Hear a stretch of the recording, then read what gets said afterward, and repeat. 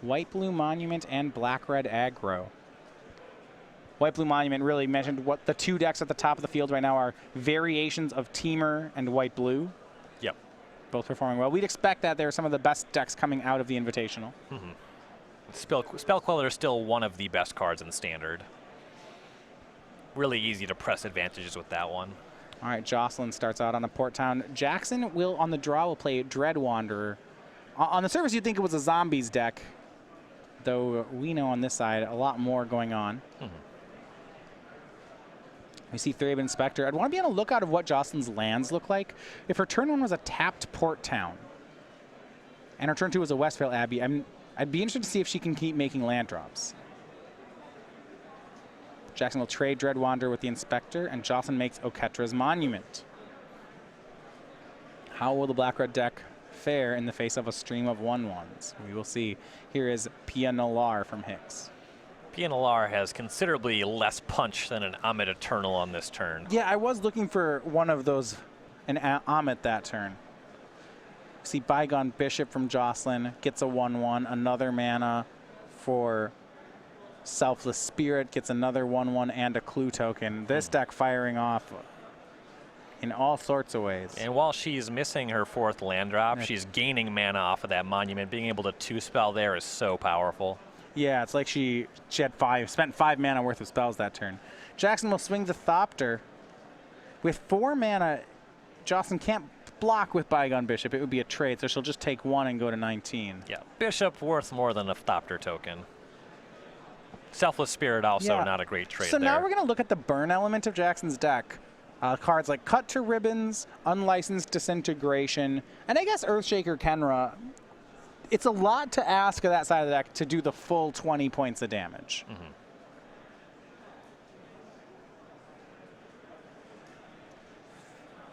So Jackson looks like he pumped the Thopter once, then cast Fatal Push and Dread Wanderer. Yep, Selfless Spirit now out of the picture. So it looks like Jocelyn does have a backup in her hand. Yeah, along with a Cloud Blazer. Cannot cast that just yet. She has Spell Queller, Cloud Blazer, Hanvir, Militia Captain, and Selfless Spirit. So she'll start by cracking a clue. That finds Thraben Inspector. So she'll go for, it looks like, Militia Captain. That'll bring a 1/1 with him, threaten to flip next turn.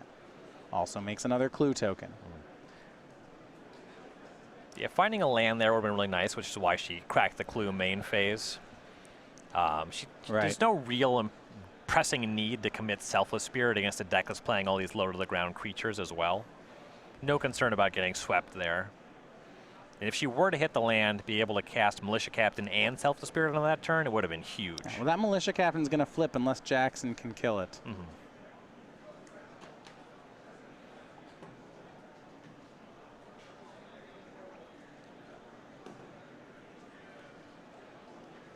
Yeah, it looks like he's thinking about swinging the team here. These mopey ground creatures don't get better as the game progresses. Yeah, might as well swing them, and that'll be Pia Nalar, Thopter token, and Dread Wanderer. Jocelyn's at a healthy 18. We'll see how much of this she actually wants to take as damage. Looks like trade with Dread Wanderer. If she blocks another thing, her Militia Captain won't flip. This exchange is just fine for her, and she'll still be able to maintain the flip as well. She doesn't want to get the Militia Captain involved in combat, and she would like to flip it. The Pia is really not worth too much for Hicks. Yeah, its ability means if he assembles some flyers, you see 2 Glory Bringers in his list. He may, like, we're on this burnout plan where we're looking at Cut to Ribbons and Unlicensed Disintegration.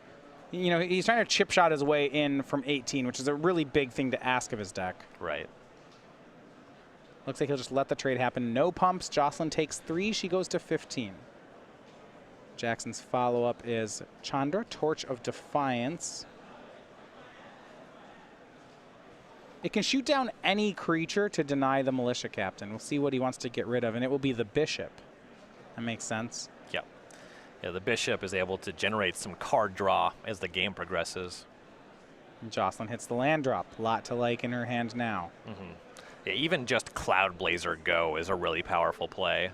Yeah, that's really good. But Thraben Inspector leaving up Spell Queller is going to make it really difficult for Jackson to claw into this game. Some easy attacks. 3 damage at Jackson, 1 at Chandra. Actually, she'll go 2 at Chandra. Wants to make sure the Planeswalker dies even in case of a removal spell. I guess Selfless Spirit Spell Queller is the other option. That one's really good. But and here's Cloud Blazer plus 1/1. 2 life, 2 cards. Yeah, and with Jackson only really drawing to ways to burn Joslyn out of the game, her life total is so high, and gaining 2 life just makes it even harder. And multiple Spell Quellers. There's a ton to like here.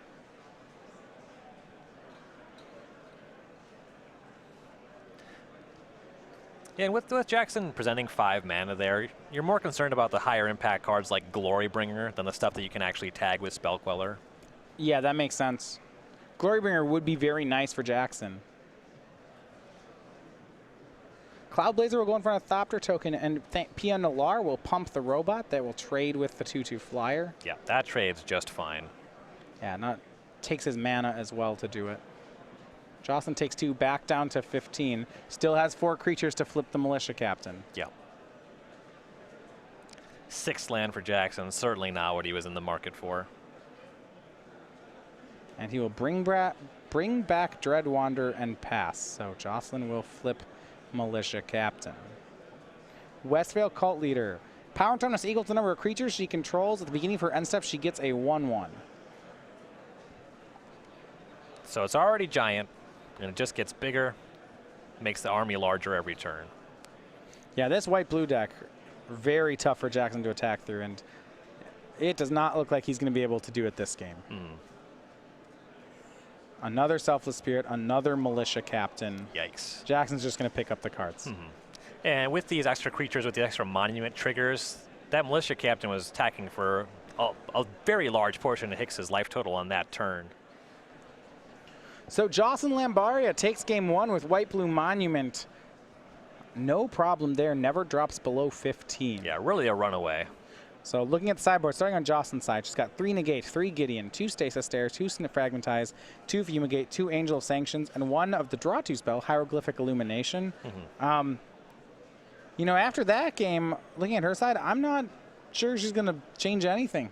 No, she didn't see a ton of Jackson's deck. She just saw creatures. A couple of them were sticky creatures. There was the Dread Wanderers. You can make some assumptions about what else is hanging out there. Stasis Snare looks to be the most obvious upgrade. There's not a huge reason to go for the other stuff. You don't need to Fumigate when you just have better creatures coming up to play. Angel of Sanctions is pretty good because it can exile those sticky creatures. That's kind of mostly what I'd be looking at here. Yeah, on Jackson's side, his sideboard has basically a lot of ways to go bigger. 2 Obnixilis, 2 Magma Spray, 2 Kalitas, 2 Transgress the Mind, 2 Gonti, a Glorybringer, another Chandra, a Sweltering Suns, the 4th Fatal Push, and a copy of Liliana the Last Hope. That Liliana is really the most significant thing here. When you're playing against a Selfless Spirit deck, a deck that's trying to cheese you with Oketra's Monument, Liliana can make up a lot of that value really quickly. So that one's really nice. Kalitas has a really reasonable size. That one can play really well here. Yeah, talking to Jackson, I believe he said Kalitas was going to come in this matchup. There's a good argument for Transgress the Mind. There's a lot of really powerful 3 mana cards in Joslyn's deck. It's a little awkward. He only has 2 copies. Not necessarily in love with it. Now we'll see if he goes to... over on StarCityGames.com, we have our weekly sale. That's everything over at our store. We have a different thing on sale every week. For this last week, it's been 15% off top vintage and legacy cards. So you see these, we have different singles on sale over at the store. So that'll be on sale all weekend. Head on over to StarCityGames.com to check that out. And be sure to stop by on Monday morning at 11 a.m. when we start next week's weekly sale. Vintage and legacy cards. So as long as it's not silver bordered. I suppose we're talking about cards that aren't modern legal. Yeah, I guess that could be anything. Could just say cards. Right. No, it's specific unplayables in vintage and legacy. That Japanese Tolarian Academy is nice. I guess the Black Lotus, the 9-graded Black Lotus, it might be a little bit nicer than the Academy.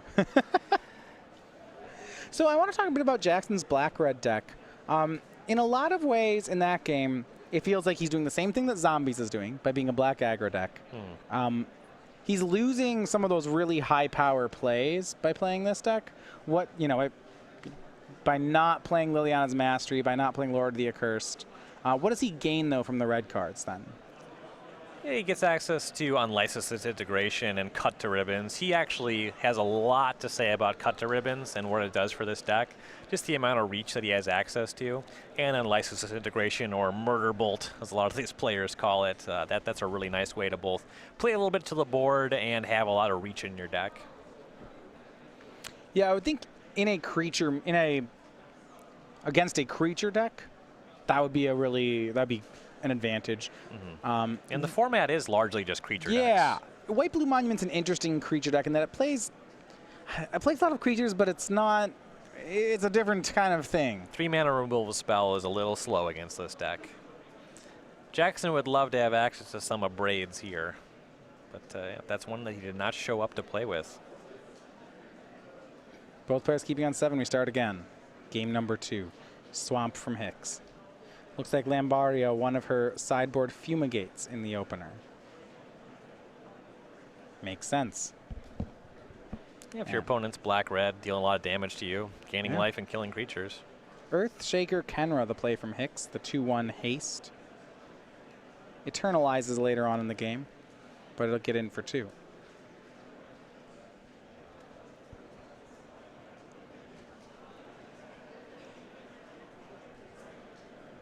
And Selfless Spirit from Joslyn.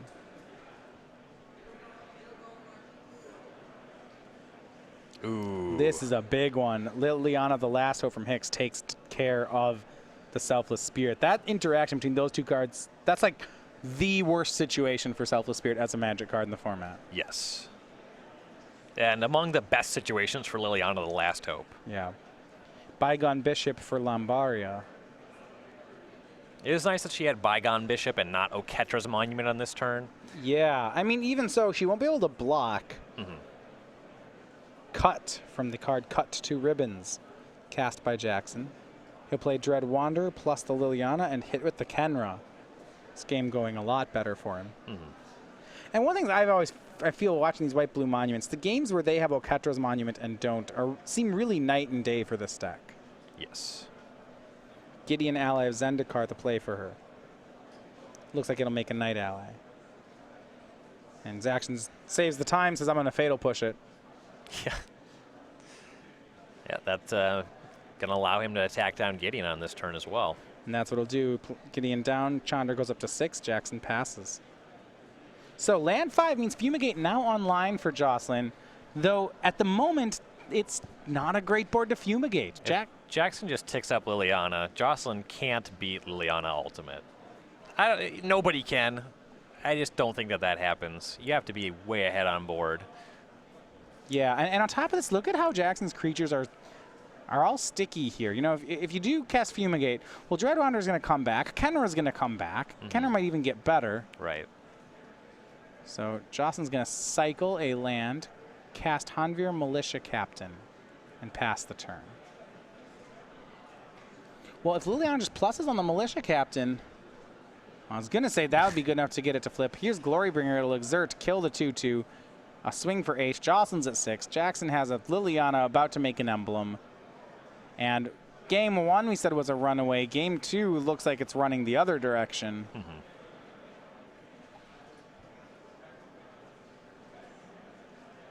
Yeah, Fumigate's there. It'll buy Joslyn some time. That's likely one that she'll be looking at with regard to sideboarding for game 3. Yeah, maybe to just not have it in the deck anymore. Yeah, again, Stasis Snare looked really good out of the sideboard, and you see these sticky creatures. Glorybringer is another nice one to tag with that. Yeah. The Fumigate's not lining up great. Well, and look here. at the life gain. Look how hard it is to stabilize against Jackson's deck. So he's got Dread Wanderer to come back. Kenra can eternalize. Cut to Ribbons can deal burn. I mean, I don't know that you can life gain out of this. Mm-hmm. Joslyn did pick up Stasis Snare there, though that's way late to the party at this point. A swing for 4. Joslyn has to block, and as she takes the damage, well, Jackson's just going to use Ribbons. Points to it, says, yeah, that's the last 4. We're going to game 3. Yeah, Liliana Ultimate Kicker as well. Yeah, so maybe for game 3 we'll get a close game. We haven't seen one just yet. Man, well, at least we know what each deck's about. Right. Like, they're certainly letting us know that. Right. Yeah, so you see Joslyn going back to the sideboard, being like, man, that Fumigate, might not be right. On the play, she'll be better able to leverage Gideon allies Endegar. In that game, it was very unimpressive, but it does gain some stock when you're back on the play. In particular, when you know you're facing some number of Liliana the Last Hope, having that card in your deck helps you fight that value plan. Yeah, and some re-sideboarding here, it looks like, on Joslyn's side. With better knowledge, are there different cards you like out of the sideboard here, or just want the main deck back in? I don't really think too much changes. Again, the best card on the sideboard is really those stasis snares. It looks like she put in Gideon's snares and fumigates, likely getting rid of cards like Dusk to Dawn, a Metallic Rebuke, perhaps a couple unsummons left as well. Maybe reevaluating Angel of Sanctions. That one's pretty significant. If you just get hit by Glorybringer, that's pretty unfortunate, though. Suppose it matches up relatively poorly against Cut to Ribbons as well. But yeah, the Gideons, they should be a lot better on the play here. You know, she's able to have something in the range of 1, 2, 3 drop, some combination of that. Get on the battlefield, cast Gideon. It'll be a lot better in this third game. Yeah, she will be back on the play. So we'll get to that in just a second. Now, our Versus Series over on StarCityGames.com, you've seen that one on SCG Premium. We have our Versus Series 2-player playmat that's on sale from the store for $29.99. It's a large-sized 24x28 playmat, just as featured in our videos. You can pick one up today at StarCityGames.com/versus-playmats. Really great tool for some heads-up magic. Yeah. Set it up on your kitchen table. 2-player sized. Yeah. Which not great for Commander. No, you need the table-sized playmat for that one. Or some good old 2-player magic. It's perfect.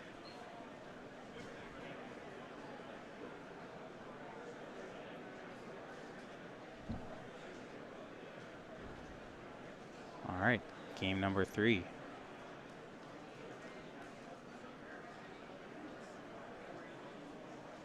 Oketra's Monument in the plus lands in the opener for Joslyn. She's kept Fumigate in. And you know, like what I've seen of this deck, I feel like you're keeping, I don't know if I've ever seen them lose when they cast Monument. I don't know if I've ever seen them win when they haven't. So if I see lands in Monument, yeah, I'm probably keeping. I might have seen the second thing. I have certainly not seen the first thing. Joslyn going to take a mulligan here. No plays outside of Monument might not be good enough. You got to have some creatures. If I gave you on the play 4 lands, Monument, Cloud Blazer, do you care what? 5 lands, Monument, Cloud Blazer. I'm on the play? You're on the play. Are all my lands just tap for mana, or is there anything special? Do they have anything else? Do I get a Westphal Abbey? Does that change your answer? Do I get an irrigated farmland? No, you don't get anything you can cycle. It's 5 lands. It's 5 lands, a Monument, and a Cloud Blazer. I'm on the play. Yeah. Snap it off. See, you're still. You asked if you had an Abbey, and I'm saying that's not going to change your answer. Never just take the first offer. You know, I had to see. I like that you're using negotiating tactics on a theoretical hand. That's had to good. see if I could get really more. good. You're going to do real well at the. I'm a lot of fun at parties. Joslyn keeping on 6, scrying to the top. Jackson starts dual land, showing Swamp and Dread Wanderer. Yeah, that one enters the battlefield tap, young man. And here's Thraben Inspector. Those good blocker for Wanderer. I feel like we see this trade happen a lot as Jackson offers it, and then they never get the Wanderer back. Scrap Heap Scrounger with that Swamp from Hicks. And it's not indicative of really who's winning the game. It's just like the Wanderer never comes back. One of the players wins somehow. Yeah, no one has time to bring that card back. It's just a Jackal Pup. Hanvir Militia Captain the play for Joslyn. Here's Scrap Heap Scrounger. She's not going to make that trade, however. And Jackson, turn 3 player. We're going to see the Amit. We are Amit Eternal. The debut. Always a 5/5 eternally. And that's not true at all. No. But the card is 5/5 for 3. Whenever an opponent casts a spell, put a -1 counter on it. Whenever it deals damage, it gets rid of all its counters to a player. Now, the neat part is the Afflict 3. That was, I think, the hardest part to evaluate on it, and turns out to just be a very good line of text. Oketra's Monument from Joslyn. And you see it here. Amit goes down to a 4-4. But look at the Jackson's next attack. Like, do you want to block it? Do you want to not block it? I don't want to block the Amit.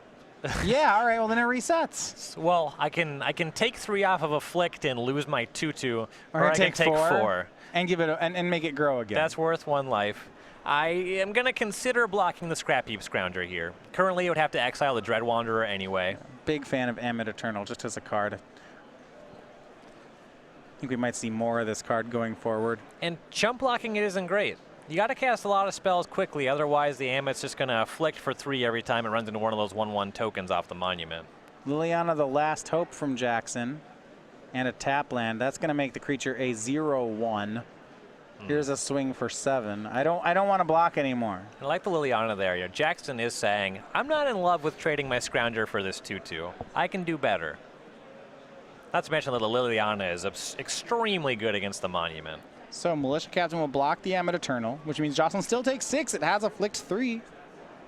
Oh, yeah, and there is Selfless Spirit. Is it 2 spirits? Ugh. Here's Bygone Bishop from Jocelyn. That'll make a 1/1.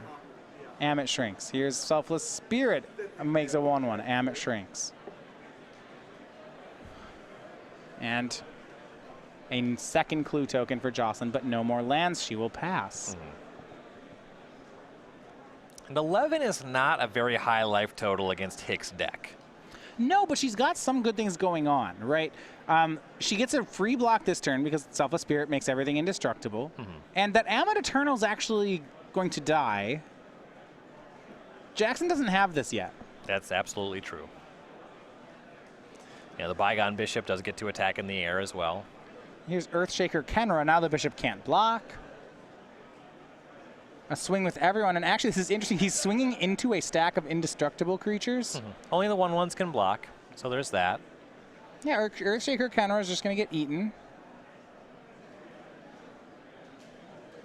But there's this problem, I guess, once again, blocking Amit Eternal, right? Where it's, Yeah, Jackson only has 4 lands at this point. But she's letting Amit through, which means it resets back to a 5/5.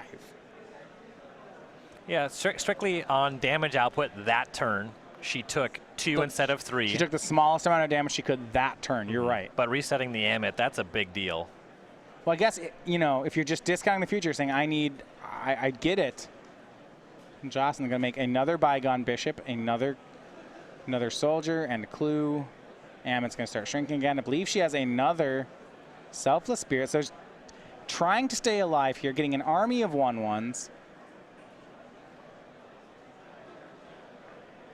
Got to put some pressure on that Liliana, too. And that's what she'll do. Bygone Bishop attacks the Planeswalker down to 3. Back to Jackson. 2 cards now in hand. He's got Jocelyn to 9, but things are getting trickier here. He's going to lose the Liliana to the pair of Bygone Bishops. Or it looks that way. Can't really swing these Scrap Heap Scroungers into an indestructible board either. It's not ideal. He doesn't really have fodder to exile to them. Land 5 from Jackson.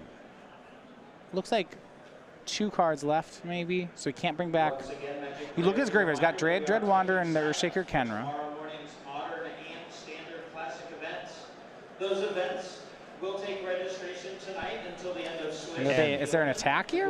I don't think, not yet. 10 minutes before those events begin. And Jocelyn's draw is shaped up extremely well here. Not hitting the 4th land drop, but being able to 2-spell every turn. It had Oketra's Monument in it. That's what I'm saying. They never lose when they have it. And this is a neat play. So Jackson -2s the Selfless Spirit. Jocelyn makes her creatures indestructible. In response, Jackson uses Unlicensed Disintegration on the untapped Bygone Bishop. Jocelyn drops to 6, and now the team swings. And the Amit's good for 3 damage one way or the other. Yeah, so she's at a virtual 3 here. And you know, actually, Ryan, she's got to block the Amit. She's got to kill it. She can't. You can't just let that one hang out. Because if she goes to 3, I don't think she can stabilize through this board. Hold on. If she goes to 3, what's she going to do about the Amit next turn? Got to have a kill spell. Gotta have a stasis snare, something like that. Blocks all of them, goes to 3. I really like this Baleful Hammock card. It's looking good. Draws land. She has Gideon as the last card in her hand. That's not going to do it. No, that's not 3 spells. And hanging out with 5 clues, nowhere near the mana to utilize those. If she's left her unsummons in, she could try to draw to them with Bygone Bishop. Sure. Yeah, gets to crack 1 clue. She finds an untapped land. There's a free redraw there. Gideon. Amit down to 2/2. Okay, well, she can not block. She can just say no blocks on the Amit next turn. Gideon's going to make an emblem. And that's got to be her play. Yep.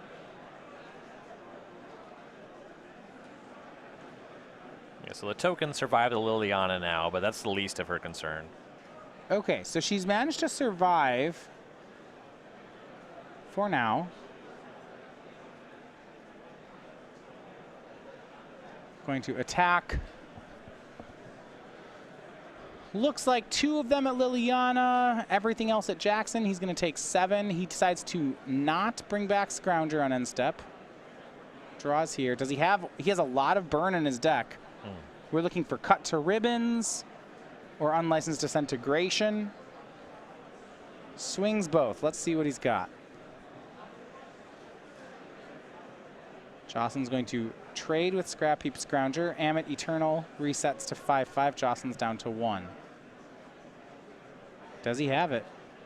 Cycles. Your cast Sweltering Suns. Nice. Okay, Bygone Bishop is still alive, though. Thanks to the Gideon emblem. Jackson plays his last card, and I think he can get back Dread Wanderer. Yep. You can get that back or leave up Activate Scrap Heap Scrounger.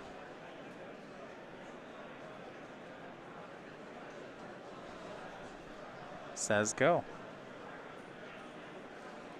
She needs a kill spell for the Amit. Cloud Blazer. That doesn't do it, though. Nope. Land unsummon. 2 land, lands. land. And how about Amit Eternal? It's going to win the game here for Jackson Hicks in round 7. And that will be it. So black-red aggro. Jackson's going to lock it in to day 2. Looks for a lot more as he wins the one over white-blue Monument. Yeah, showcases the power of yet another Hour Devastation card. Yeah, that card looks great. Also making use of a couple Amonkhet cards now. Cut to Ribbons is a card that we've seen some of in the Mardu Vehicles decks, but don't really see 4 copies of that anywhere he's else. playing 4 copies of Cut to Ribbons, 4 copies of Unlicensed Disintegration. Yeah. Which is a lot to like. Very aggressive take on red-black. All right, so he's into day 2. For Joslyn Lambaria, 2 more chances to get a win for day number 2. That's going to be it for round number 7, but we have 2 more rounds to go and see more players make it into day 2, and we're going to try to see who that 9-0 player is going to be. Join us when we come back here from the Cincinnati Open.